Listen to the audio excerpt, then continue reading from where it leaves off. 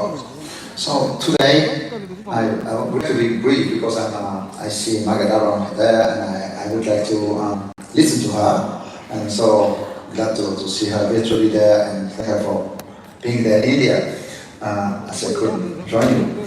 So let me just take 5 minutes to focus on your topic, the crisis of the 21st century and the ways forward. This is a big topic that raises a set of challenges and questions for the world, but also for sociology. Are we living in a world in crisis? Is sociology speaking about a crisis, about a permanent crisis? Ever since I was born, I'm told that we are in crisis. So what does it mean for sociology? And here I take a sociologist I never quote, actually, except for this. Niklas Luhmann, in 1984, he said, he ran the alarm bell, saying that the crisis is an alarming notion. This alarming use of an alarming terminology coincides with incapacity of our world, society, to observe and to describe itself. So I take this quote just to make us think for a moment about what is the use of crisis in sociology, how do we use it? And if I wouldn't agree with Luhmann at every point, I would still say that we may need to reflect a bit more about the way we use crisis. We may need to be a bit more cautious when we use crisis, because ever since sociology has been founded institutionally, sociologists have always thought today's society as in crisis. From Marx, Weber, and all the official kinds, of course, Du Bois and many others. So are we in an age of crisis? Here, and then I will stop with Luhmann, but basically Luhmann's reply is that modernity tends more or less constantly to see and describe itself as being in crisis. Crisis is a way modern societies see themselves. So, I think here once again that my point is to say that we may need to pay more attention, not so much, I wouldn't say to the crisis in modernity, as modernity tends to see itself as an impermanent crisis, but to the place and the role of the crisis in the way modern and contemporary societies see themselves. And in that, I'm a social movement scholar, and therefore, the way actors see society in crisis is important. Let me briefly mention 3 lessons we may take from what was lived as a global crisis of the latest pandemic, COVID-19 pandemic. 3 lessons. First is that while the crisis is global, people live it and suffer it differently in different ways, and not only in different countries. Also, the intersectional perspective was so important to show that different classes, different positionalities makes you live the crisis in different way. The second lesson we should take from this crisis is that there is no salvatory crisis. This false idea that the world after the crisis will be better than the world before the crisis. That the crisis will lead us to some social or political or economic changes. This did not happen with this crisis, and we see again the idea, for example, of the fact that if there is an ecological crisis, we will have to go to a better, greener, fair world. Hopefully, this is true, but we don't know. We see that today, at least in Europe and in America, everyone promised a much better world, saying that after the pandemic, social state will be much stronger, we will be more living in solidarity, which is all about. And today we see that the world after the pandemic is not so different. So it also leads to the third argument, the third lesson is that solid arguments and facts are not sufficient to shape the outcomes of the crisis. We've seen so many fake news in pandemic, conspiracy theories, but also we've seen the different regimes interpreting the crisis, the pandemic in very different ways. And the end, we never had the idea of the authoritarian regimes managed to diffuse some interpretation of the crisis, of the pandemic, and go along with it. And so was it also the case of far-right movements. They also build on the crisis to develop their own perspective. Therefore, I think that it's important as sociologists to consider that social change during and after the crisis depends much more not on the crisis itself, but on actors' agency and on their interpretations of the crisis. What is crucial is the way the capacity of social actors to highlight some questions on micro-social situations and to advance alternative political visions, economic rationalities, and worldviews. Here, we may come back to Gramsci and the importance of his scholars for hegemony. The way actors interpret the crisis, for example, showing how the COVID-19 was a global crisis. It affects everyone, but it affects people specifically based on the gender, race, or class. This is interpretation has been part of the public debate, but there were also obviously other interpretations, notably on the far right side. So my point here is just to not to extend my talk too much, is to say that we need to be very careful, not only about the crisis, but also about this battlefield of the way actors interpret the crisis. And because this is the way the meaning of the crisis has real impact on the way forward, and this is also partly, I would say, the main role of sociologists, to interpret the crisis and and to analyze not only the crisis itself, but also the interpretations of the crisis by different actors. And as such, as the title, it's not only about the crisis, but also the ways forward. Here again, I see crucial role for crucial challenge for sociologists.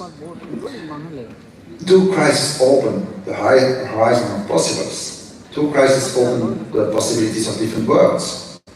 Well, here again, it's not one or the other. We have to analyze that on two sides. On one side, crisis, whether a democratic crisis, economic crisis, or a pandemic sanitary crisis, crisis always imposes the idea that there is no alternative. Crisis sets the temporality of urgency and suspends all of the questions.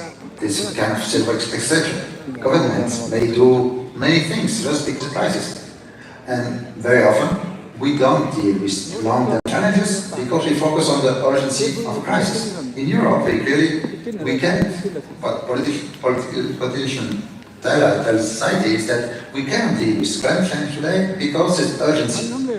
The urgency is war in Ukraine, or we cannot inflation, or we cannot respect democracy because there's some urgency to deal with security crisis. So that's crisis. Crises do not always open the horizon of possibles, and that's why I think that the title you chose, insisting not only on the crisis of the 21st century but also on the ways forward, is so important. Because we have to analyze this limitation of this attempt to limit actors' agency with the crisis. But on the other side, we also see that so many actors build the hopes and practically implement ways forward in the crisis.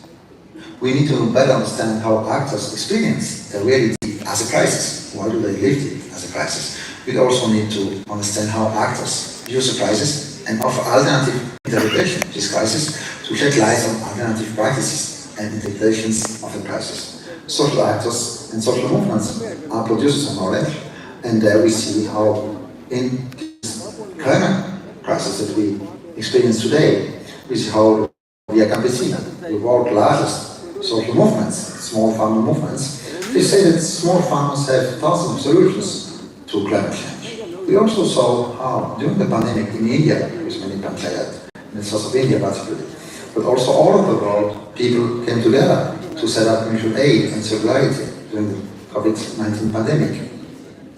In this perspective, the crisis is also part of our task as sociologists, is definitely to shed light on alternatives, not only on interpretation, but also on alternative practices during the crisis. And with that, I would just like to say that I found that your title, the crisis of the 21st century, but also the ways forward, is really a crucial challenge for sociologists, but we should also reflect on our own practice of sociology during a crisis that we tend too often maybe to see as permanent. With the question, when was it that sociologists did not consider the world as being in crisis? And with that, I leave the floor to Magdalena, and thank you very much for your attention.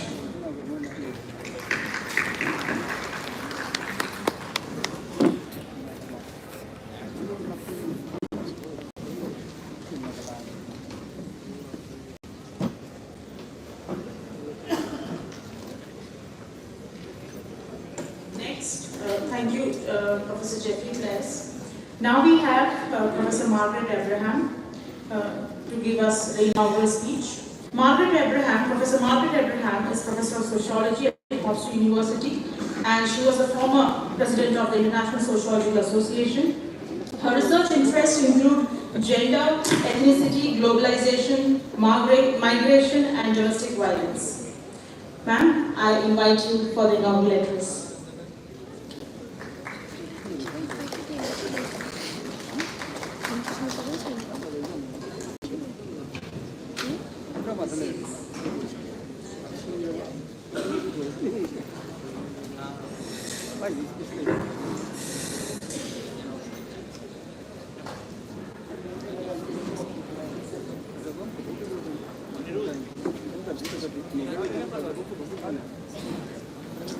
Stop talking. Greetings, Vanakkam, to all of you. My thanks to the organizers of the 48th All India Sociological Conference, and especially to the Indian Sociological Society President, Dr. Abha Chauhan, and to Dr. Prabhakar. It's good to see Jeffrey also on this session. It is an honor to be here today at Vellore Institute of Technology. The ISS conference theme, The Crisis of the 21st Century and the Way Forward, is sociologically interesting, important, and timely. Although there have been crises throughout history, our lives in the 20th century seem to be marked with multiple and interconnected crises. Man-made crises with devastating consequences, decimating lives and livelihoods and economies. There are new and ongoing crises, wars and violent conflicts. We've seen what's happened in Ukraine, in Gaza, and there are conflicts at multiple levels that deny people human dignity and basic necessities, extremist discourses, tightening of border controls, ongoing brutalities, gender-based and intersectional violence, erosion of international laws, limiting of civil liberties, freedom of speech, expression and association, and freedom of assembly, and all forms of gross violations of fundamental human rights. It is also, as Jeffrey also mentioned here, it is also marked by a spectrum of responses to crises and struggles against injustices with the hope of social transformation. When it comes to violence, we know that conflicts, disasters, crises, times of economic and social instability or rapid change may increase violence. New vulnerabilities are created, and many pre-existing vulnerabilities are exacerbated. The persistence, prevalence, and pervasiveness of gender-based and intersectional violence amounting to a crisis requires continued attention. Now, what constitutes crisis, as we have heard earlier speakers talk about, is complex and multifaceted.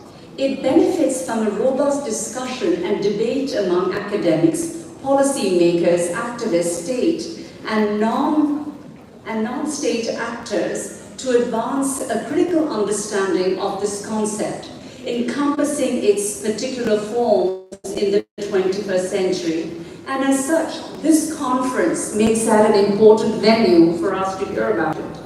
There are many ways to consider notions of crises, and studying crisis is quite challenging, because crisis as a notion, as a condition, and as an experience refers to and works at various societal levels. And we've seen this written by authors too. There are various types of crises, including economic crisis, fiscal crisis, cultural crisis, climate crisis, political crisis, migration crisis, policy crisis, crisis of governance, gender crisis, violence crisis, academic crisis, to name some, and which we will hear more about at this conference. It seems that the world talks about many forms of crisis. The word and the concept of crisis is then perhaps overused within political and economic and academic discourses. But we have also seen the reality of various kinds of crises around the world. There are multiple and interconnected and spiral crises around the world with serious social, economic, political implications for institutions and the everyday lives of people, especially for the most vulnerable and marginalized. The definitions of crisis vary in terms of scope and as to what components are important and included. And these differ across disciplines and fields that draw upon the concept of crisis, as we heard it earlier too. Waldby differentiates between the institutional domains of economy, polity, civil society, and violence, and the multiple regimes of inequality. Bergman, Rosamond et al. Identify the main features of crisis in terms of temporality, spatiality, and scale, of multi-layeredness, processuality, and contradictions, and of gender intersectionality and social inequalities. A deep discussion on what constitutes the various forms, components, and contestations of what constitutes crisis is of course beyond the scope of this presentation, but I'm sure we'll hear a lot of it in the days to come. What is particularly pertinent here is that one may consider gender-based violence as a crisis or a cascading effect whereby a crisis may intensify an existing set of social relations so that it cascades into adjacent institutional domains such as family, work, education, and exacerbates gender-based and intersectional violence. And we heard that in the morning session too. The onset of the COVID-19 crisis and the responses to this pandemic created not only a health, but a humanitarian crisis. It clearly amplified entrenched inequalities and vulnerabilities and exposed the fatal flaws in our social, political, and economic structures. In addition to the immense tragic loss of millions of lives, the pandemic disproportionately impacted the lives, livelihoods, and well-being of large numbers of people, especially the most disadvantaged. It created immense uncertainty and fear marked with increased pandemic-related stresses and hardships, including food insecurity, unemployment and underemployment, violence, disruptions in education, digital divides in terms of access, increased anxiety, frustration, depression, alienation, and grief, to name just some. When it comes to violence, we know that disasters, crises, and times of uncertainty increase violence, and this also applies to the COVID-19 crisis. And I purposely decided to take one of the kinds of crises that we can talk about. The global pandemic had a profound impact on people's everyday lives. The vulnerabilities, burdens, and lack of access to fundamental protections and resources was disproportionately experienced by communities and places. Women, children, LGBTQ, the elderly, people with disabilities, political dissidents, the poor, ethnic and religious minorities are just some of the groups that experience vulnerabilities and violence in its multiple manifestations. However, we also need to know that the COVID-19 crisis has also been a time of remarkable resistance and resilience by individuals, communities in different contexts, and for movements, as Jeffrey mentioned, across the globe in contextualizing and connecting to highlight systemic injustices, striving for social justice and social change. Now let me just briefly touch upon domestic violence. Studies indicate that there tends to be an increase in domestic violence during times of crisis and uncertainty. And initial reports that the COVID-19 crisis was no exception. Since March 2020, the coronavirus led to worldwide lockdown, stay-at-home, and shelter-in-place orders, placing government-mandated restrictions on people's movements, closed borders, and also resulted in the death and displacement of large numbers of people. While the lockdowns were considered as a necessary step in slowing down the spread of the virus, it caused what some have called a shadow pandemic of domestic violence.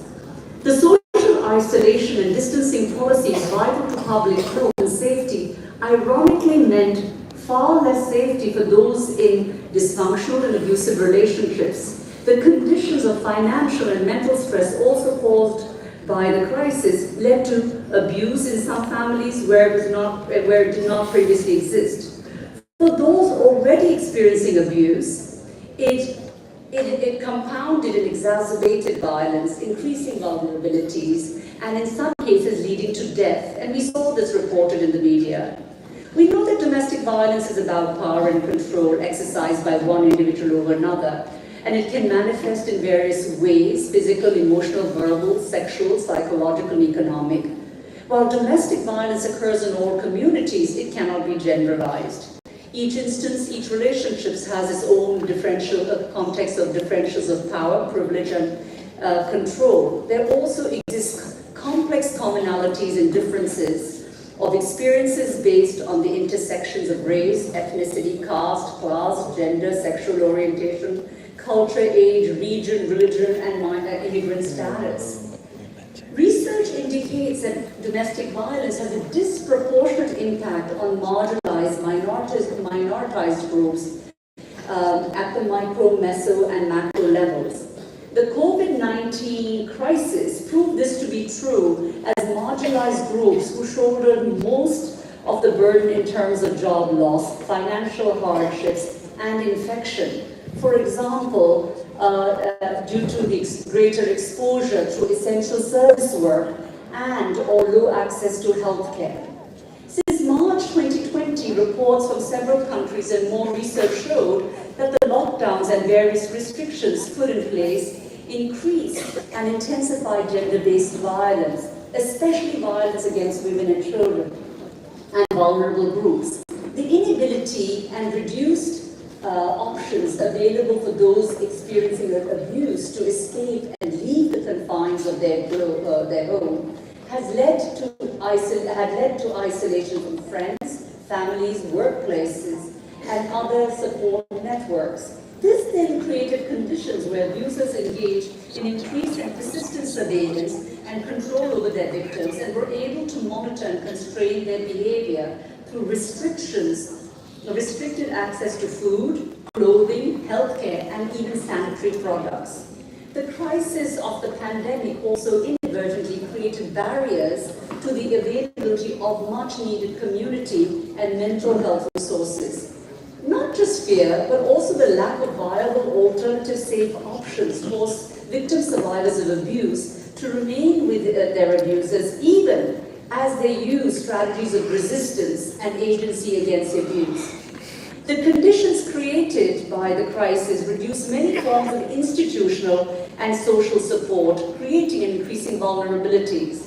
While power and control continue to be at the core of domestic violence, causal factors increase through pandemic-related stresses and hardships.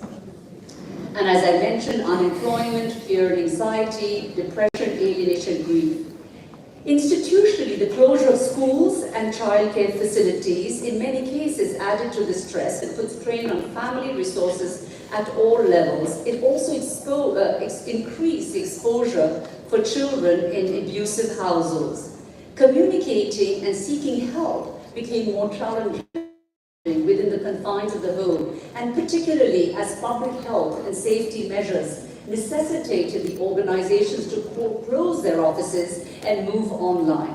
Despite the multiple challenges, the COVID-19 crisis also led to some organizations to think creatively about new ways to reach reach out and deliver much needed services, but also ways to innovate. Early in the pandemic, Antonio Guterres, the Secretary General of the United Nations, called on governments to take measures to address, I quote, the horrifying global surge in domestic violence, unquote, and to address women's safety even as they responded to the pandemic. Groups and community-based organizations and anti-violence organizations responded in several ways to support people experiencing domestic and gender-based violence. In many countries, hotlines reported increases in total calls. They also documented how abusers were using the COVID-19 to control and to further control and abuse. Manifestations of abuse and controlling behaviors by perpetrators now included denial of food as well as withholding of basic essentials, including things such as soaps, disinfectant and protective masks. There was, of course, a systems failure. In some countries, the power of abusers was increased as access to the legal system and other support systems such as police, shelters and courts were limited and key cases were delayed. Some organizations noted that the lack of ability to document or provide services due to the hardships and conditions of the crisis, as well as institutional systems failures. For immigrants, this was further exacerbated by perceived and real fear of deportation in many countries and forced migration and displacement. The role of the state and the policies and practices of governments during the COVID crises around controls of issues of internal and external migration had implications for those experiencing domestic and gender-based violence that often get underlooked. And we know of these kind of displacements that took place during the pandemic. And organizations addressed domestic violence, compiled safety protocols during the pandemic. Many of them had to shift the ways that they worked with supporting survivors. As one of the organizations that I have been involved with mentioned, the executive director explained, during the months of March and April, while shelter-in-place orders were in effect in New York City, Saki was serving a community that was living in the epicenter of the epicenter. From the conversations that our teams were having with survivors, they were seeing forms of violence escalating and becoming more extreme. Simultaneously, they were managing the unexpected economic failure from the pandemic, which resulted in unprecedented rates of housing, food, and utility insecurity. It is also important to mention here that some domestic violence and gender-based violence organizations found themselves not getting as many calls due to the challenges, fear, and lack of privacy faced by people within the constrictions and confinements of the house, as well as a lack of access to or familiarity with technology. And as we sit here, Laura, I thought it was important to mention that there's technology, but that technology has unequal access. So organizations have used these lessons learned from the pandemic to consider ways to prepare and reduce and prevent the impact of crisis on those experiencing gender and intersectional violence. For sociologists, one of the emerging challenges that require our sociological attention is to better understand the forms of vulnerabilities that emerge or increase under such conditions of crisis, be this at the micro, meso, or macro levels. How does forced isolation through state-mandated lockdowns exacerbate domestic gender-based violence? How does the violence manifest itself? What are the conditions created by the crisis? How do they reduce or enhance forms of institutional social support? And how can these be addressed in developing strategies to mitigate violence? What will it take to bring about structural change that eliminates such violence? How can we engage in cross-comparative and collaborative projects? What are the forms of resilience for individual groups, organizations addressing gender-based violence? How do we address systems failures or systems flaws?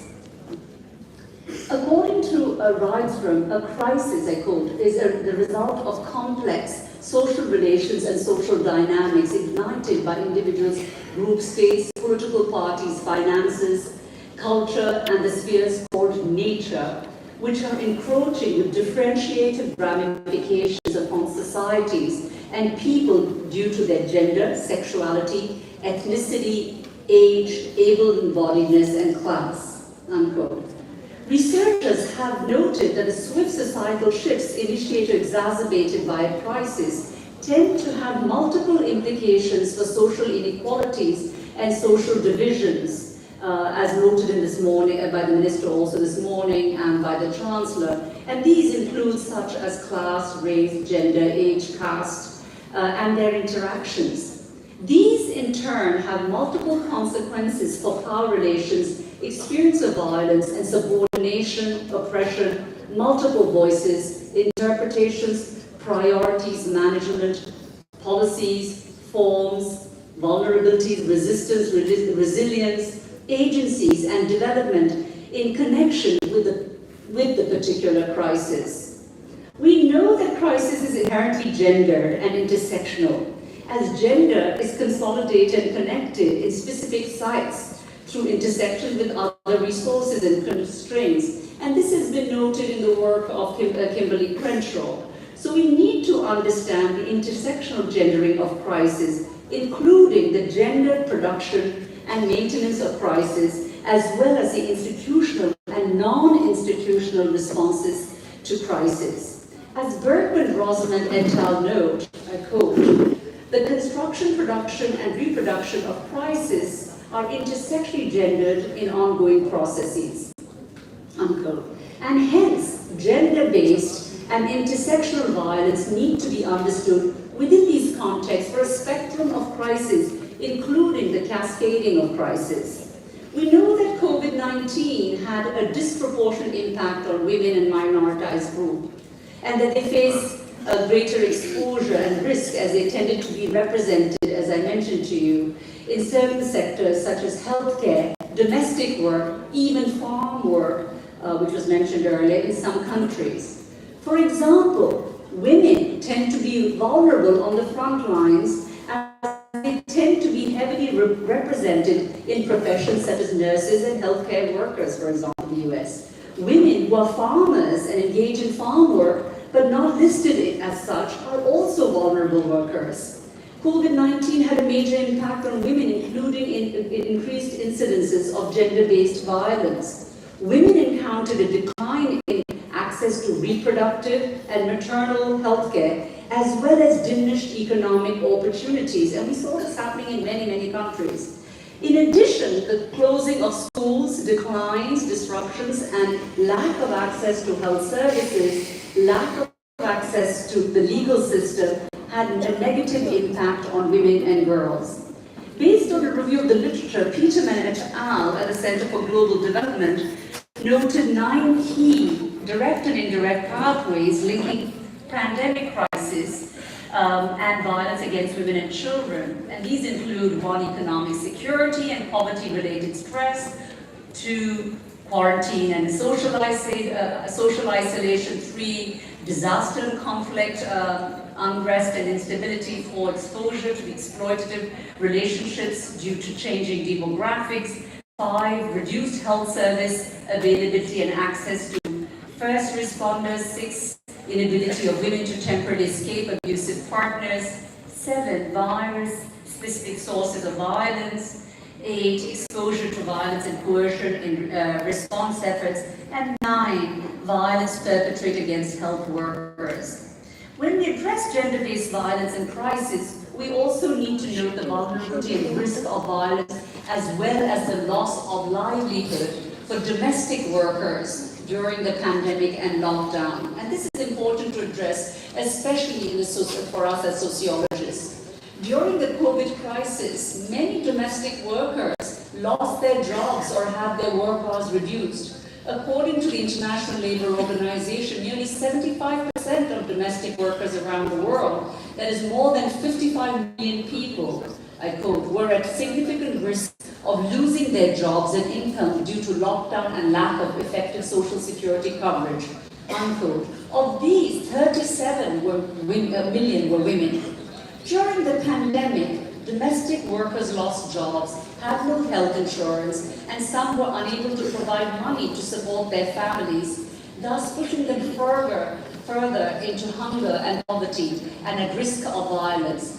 Claire Hobden, ILO technical officers, states, quote, I quote, "The COVID-19 crisis has exposed the particular vulnerability of informal domestic workers, emphasizing the urgent need to ensure they are effectively included in labor and social protection," unquote. Noting that, I quote, "the disproportionately affects women who make up the vast majority of domestic workers worldwide," unquote.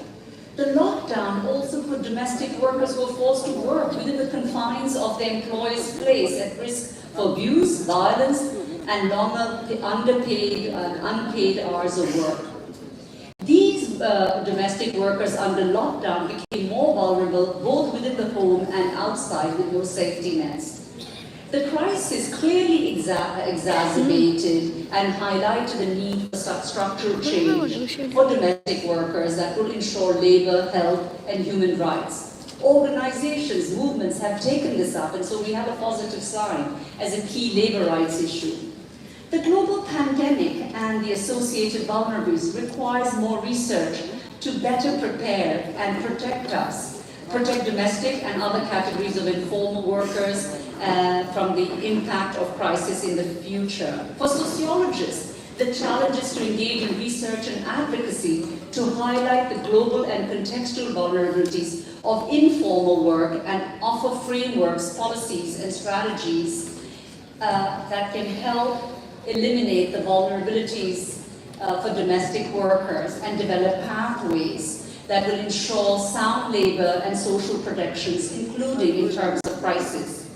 We need to examine and explain the causes, context, constructions, contradictions, and contestations in addressing violence. Today, in various parts of the world, we are witnessing a growing number of xenophobic attacks, and despite some progress, the magnitude of violence, gender-based violence against women, children, trans, and minority groups remains pretty intense. Violence against women is prevalent in all parts of the world, and gender-based violence and intersectoral violence is prevalent all over the world. It is clearly a global issue. It cuts across race, class, ethnicity, gender, age, region, religion, and nation. And we know that violence against women is a result of gender inequality and unequal power and control. However, we also need to recognize that the vulnerabilities and risks are not the same for all women or only to women, nor does it manifest itself in the same way and at the same time in all contexts. Some people are more vulnerable than others based on their social, economic, and political location, and that's why intersectionality is important. And this gets exacerbated at times of crisis. We must also consider the different histories, structural conditions, and cultural factors in specific settings that make certain groups, for example, undocumented migrants, migrant women, sex workers, refugees, poor women, transgender people, more vulnerable than others. Human rights and social justice seem still out of reach for large numbers of women and for minoritized groups. And the consequences of poverty and lack of opportunity can also be particularly severe for LGBTQ, ethnic and religious minorities. We see, however, we do see that despite all this, considerable work has been done by activists to end gender-based and intersectional violence. But one of the areas that has been still a problem is femicide. Here, I do want to acknowledge Latin American feminists and activists that have played a huge role in grassroots movement and across the world, and have contributed in ways to our global and contextual understanding of vulnerabilities and resilience in the context of gender-based violence. We've seen this in India too. South Africa also which has a complex history of violence, segregation, reconciliation, exclusion, and resistance. These shape how gender-based violence gets framed. Scholars and activists show that despite some important laws and some progress, the magnitude of gender-based violence against women, trans, and children is still immense. Researchers, activists, and survivors and community-based organizations have been working hard to rectify this situation. In the US, we see this in the context of sexual assault and racism, which has not been addressed by institutions, but will finally address, and a lot of it during COVID, due to the resilience of victim survivors and allies that challenged the status quo and demanded pathways for gender justice and social justice. So we do see that crisis can also be a pathway for contestation and change. It's also important for us to understand when especially vulnerabilities and risks, especially during crisis, and to recognize the most vulnerable also draw upon a range of strategies of resistance despite the huge obstacles that they confront. And we see this day in, day out in many countries, including in India. To really address gender and intersectional violence, we definitely need to challenge patriarchal structures and relations within societies, but we also need to challenge those structures of power and those institutions that create and maintain other forms of inequality and oppression, which, in interaction with patriarchal structures and practices, maintain and exacerbate violence against women and gender-based violence. Now, when we talk about gender violence and intersectional violence, we do have to talk about the state. Researchers have noted that crisis may be used as a rhetoric by politicians, policymakers, activists, and others as an ideological tool and rhetorical move to galvanize a political base. At the same, and this has been written by quite a few researchers, I think Jeffrey also mentioned in the morning session, also we had some talk about it, and also the framing of this conference. At the same time, it has been noted that crisis is experienced as very real in everyday life due to socio-economic and political inequalities, as well as unequal power relations both at the system level and everyday living. A key understanding for sociologists and social scientists then is to try and differentiate between the various types of crisis, including examining those that are politically created. For example, issues around homophobia and xenophobia, a crisis of emergency due to a sudden incident, a sudden disaster, crisis for those living at the margins, or crisis due to trapped in the space of interpersonal violence, and some rights from etc. have written about this. Crisis, crosscuts, and can be multidirectional, but also intersectional at certain moments of time, and can range across structural crisis conditions, crisis rhetoric, life world experience of crisis, and crisis as emergency, as Bergman Resman mentioned. One of the major challenges on lives and communities and places for the past several years, but particularly the last few years of COVID, has been the rise of autocratic governments and the move towards repressive rule. With the spread of COVID-19, we saw not only a global health crisis, but also a humanitarian crisis and the consolidation of authoritarian rule and the decline of democracies across the world. We heard this morning about not full democracies, but flawed democracies, and it is something that we perhaps need to pay attention to. Governments and political leaders have used crisis as an opportunity to further appropriate excessive power and control over people's lives, communities, and places. Across the globe, in various countries, the pandemic has been used by governments, authoritarian, populist leaders to deny fundamental human rights and civil liberties. There has been discriminatory targeting of vulnerable groups, including migrants, ethnic minorities, women, LGBTQ, and the poor. Intimidation and violent tactics have been used to crush dissent, to those that challenge and resist injustices, including those who actively and peacefully protest the denial of fundamental rights and civil liberties. And we're seeing this ongoing right in front of our eyes in parts of the world. Violence and discrimination against LGBTQ has been part of the propaganda used by states and populist authoritarian leaders. Studies and reports have shown that governments have resorted to extreme and unwarranted surveillance. Technology is good, as we said, but there are problems that come with it. So we have extreme and unwarranted surveillances. They have imposed discriminatory restrictions, especially on basic rights to freedom of expression, movement, and assembly.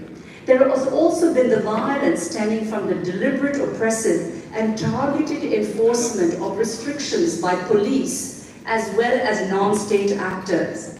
We have seen violence through extrajudicial killings, as well as intimidation by state and non-state actors of academics, writers, and journalists who report on vulnerable communities and challenge injustices. The pandemic, coupled with growing xenophobia, has left many forcibly displaced people even more vulnerable with little or no option, and we are confronting a humanitarian crisis. Our research as sociologists and activism can demonstrate how the state, immigration laws, the police, courts, health system, education, employment is closely connected to the systemic violence against gender-based violence and intersectional violence.